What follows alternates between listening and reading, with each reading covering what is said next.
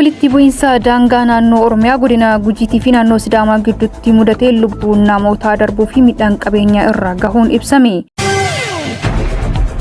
Sagantaan kadhannaa biyyaalessaa Itoophiyaa jiru caamsaa 16 bara 2018 abbootii amantaa Itoophiyaatiin kan taasifamu ta'uun ibsame. Xalayaan lama maqaa ministeera maallaqaatii fi mana marii federeeshiniitiin armaa isaanii qabu fakkaachuun bahee soba ta'uu isaa mirkanaa'e.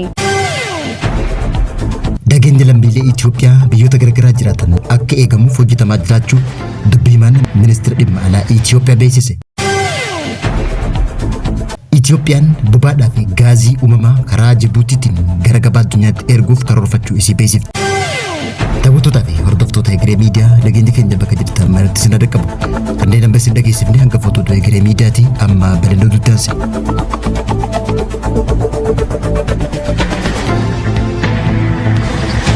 Walitti bu'iinsa daangaa naannoo Oromiyaa godina Gujiitii fi naannoo Sidaamaa gidduutti mudatee lubbuun namootaa darbuu fi midhaan qabeenyaa irra gahuun ibsame.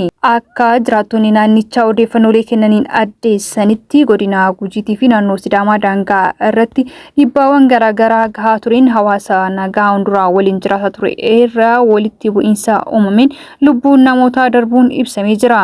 Lolli osoo addaan hin citin galgala eegalee hanga guyyaatitti itti fulla'ee tureen hawaasni naannichaa sodaa nageenyaa qabaachuu ibsaa kan jiran yoo ta'u ibsaa mootummaan naannoo Sidaamaa baaseenis nagaa naannichaa tasgabbeessuuf qaamolee seeraa hedduu gamasitti erguu kan ibse yoo ta'u gama naannoo Oromiyaatiin garuu ibsi bahee hanga ammaatitti hin jiru. Akka hawaasni Oromoo godina Gujii komii kaasan himanitti lolli qindaawaan humna addaa Sidaamaa yookaan Sidaamaa Special Force milishaa Sidaamaa waliin ta'uun Oromiyaa godina Gujii aanaa Girjatti gaafa guyyaa wiixataa galgalaa irraa eegalee hanga galgalaatti itti fulla'ee midhaan guddaan qaqqabuu fi lubbuun namootaa darbus ibsanii jiru. Akka odeeffannooleen bahan ibsanitti lollee kanaan daangaa naannoo Sidaamaa fi naannoo Oromiyaa godina Gujii aanaa Girjaa magaalaa Diqqoo Gubbaa Hammee jedhamu keessatti alaabaa Oromiyaa qaama nageenya naannoo Sidaamaatiin gubamee akka mul'atee fi walitti bu'iinsi alaabaa Oromiyaa gubachuu irraa kan ka'e kunis babal'atee gara dhukaasaa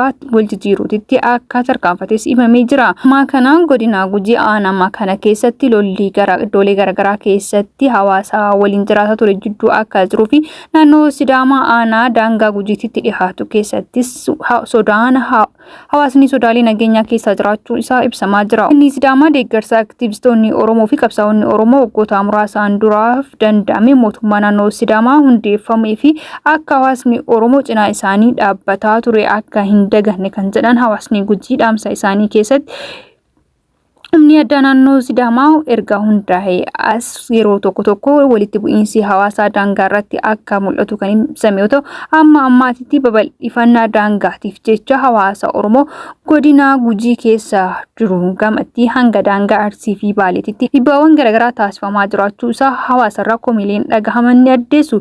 Daangaa Oromiyaa bakka garaagaraatti lola uummataa irratti banamaa jiruun kan dhagahamaa jiru yoo ta'u kanaanis mootummaan naannoo Sidaamaa lola baniinsa duru kanaan hawaasni Oromoo daangaalee irra jiran miidhamaa akka jiruu fi mootummaan naannoo Oromiyaa hanga ammaatitti deeggarsa homaatu akka isaaniif hin goones ibsa. Mootummaan federaalaa fi qaamni dhimmi ilaallatu hundinuu dhimmicha ilaaluun gama nagaatitti akka deebi'uuf gaafataa kan jiru hawaasni mootummaan naannoo Sidaamaatis gama isaatiin walitti bu'iinsa daangaa irratti mul'ataa jiru kana furuudhaaf akka hojjetuu fi qaamolee nageenyaa gamasitti bobbaasuu isaa addeessee jira. Haa ta'uutii malee qaamoleen tokko walitti bu'iinsa saba Oromootii fi saba Sidaamaa daangaa irratti jiru akka hammaatu gochaa kan jiran yoo ta'u kanaanis naannoo Sidaamaa lafti isaa iddoo amma jiru qofa osoo hin taane humnoota naannoo Oromiyaatiin fudhatamuudhaan naannoo Oromiyaa jala galanii jiru jechuudhaan kaasanii jiru. Sagantaan kadhannaa biyyaalessaa Itoophiyaadhaa caamsaa 16 bara 2018 akka lakkoofsa Itoophiyaatti taasifamuu fi jechuudhaan yaa'iin dhaabbilee amantaa Itoophiyaa guyyaarraa ibsa kanneen beeksifte. Barreessaan yaa'ii dhaabbilee amantaalee Itoophiyaa Beekaa Jabanna Lubni Tagaayii Taaddalaan dhimma kana ilaalchisee ibsa guyyaarraa miidiyaaleef kanneen dhimma biyyaarratti sagantaan kadhannaa adda babaayitti taasifamaa jechuudhaan beeksise. Imalli misooma Itoophiyaa caalmaatti akka milkaa'uuf faayidaa biyyaalessaa akka kabajamu akkasumallee nageenyaaf tokkummaa ijaaruun tilmaama keessa galchuudhaan sagantaan tun qophaa'ullee beeksise. caamsaa 16 bara 2018 akka kalaandara Itoophiyaatti guyyaa dilbataa waaree booda sa'aatii 9 irraa jalqabee paarkii Araadaa magaalaa Finfinneetti kan taasifamu ta'uu dubbate. Gaafa sana dureewwan amantaalee Itoophiyaa keessa jiranii hooggantoonni mootummaa, paartiilee siyaasaa, jaarsolii biyyaa, bakka buutonni boordii filannoo biyyaalessaa, komishinii mana marii biyyaalessaa akkasumallee keessummoonni sagantaa tanaaf yaamichi taasifameef irratti hirmaataa jaameetii eegama. Kanaanis immoo gaafa guyyaa sanii sagantaa tanarratti adda babaa'itti kadhannaan akka Itoophiyaatti kan taasifamu ta'uu beeksise. Manni marii federeeshinii dhimma walqaa'itti Tsagadee irratti marii bal'aa gaggeessuu fi mirga ofiin of bulchuu fi saba tokko jalatti deebisuuf mari'ataa akka jiru addeessuun xalayaan chaappaa isaanii qabu bahuu fi ministeerri maallaqaa mindaan hojjettoota akka dabalumuu fi gibirri akka xiqqaatu irratti baasee jiru soba ta'uusaa mirkanaa'e.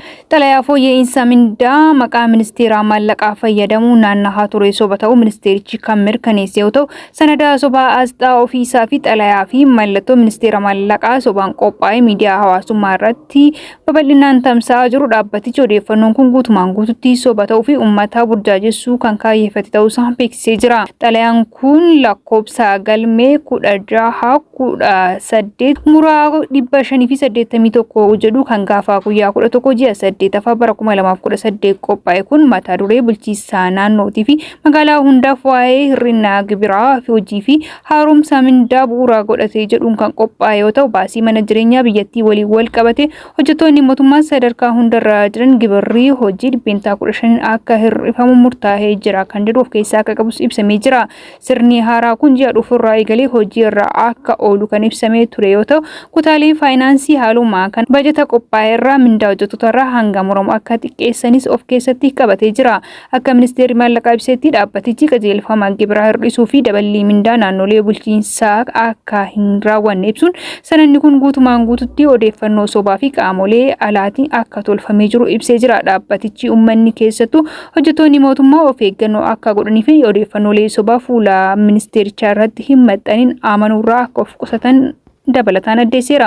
Odeeffannoon kun namoota biroof qooduu fi namoota hunda bira akka gahuuf namoonni maxxansaa turanis seeraan akka itti gaafataman ministeerri maallaqaa kan beeksise yoo ta'u, odeeffannoo wal qabatuun afayaa'iin mana marii federeeshinii obbo Aganyoo Tashaagir dhimma walqaa'itti Tsagadee irratti odeeffannoolee maxxanee chaappaa mana marii federeeshinii ofirraa qabu fakkaatuu fi xalayaan waa'ee dhimma walqaa'itti Tsagadee irratti mari'atamaa ture soba akka ta'e ibsanii jiru. Odeeffannooleen saba Amaaraatii fi Tigraay walitti buusuu danda'an fudhatamummaa akka hin qabne kan ibsame yoo ta'u, ibsi xalayaa kanarra jiru mirga ofiin of bulchuu walqaa'itti irratti manni marii federeeshinii ilaaluun akka irratti mari'ataa jiru fakkeessuun barraa'e.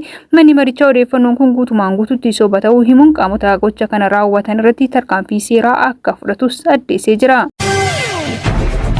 Nageenyi lammiilee Itoophiyaa biyyoota garagaraa jiraatanii akka eegamuuf irratti hojjetamaa jiraachuu dubbii himaan ministeera dhimma alaa Itoophiyaa guyyaarraa beeksise. Nageenyi lammiilee Itoophiyaa biyyoota garagaraa jiraatanii akka eegamuuf hojjetamaa jiraachuu ministeera dhimma alaa Itoophiyaa karaa dubbii himaa isaatiin beeksise.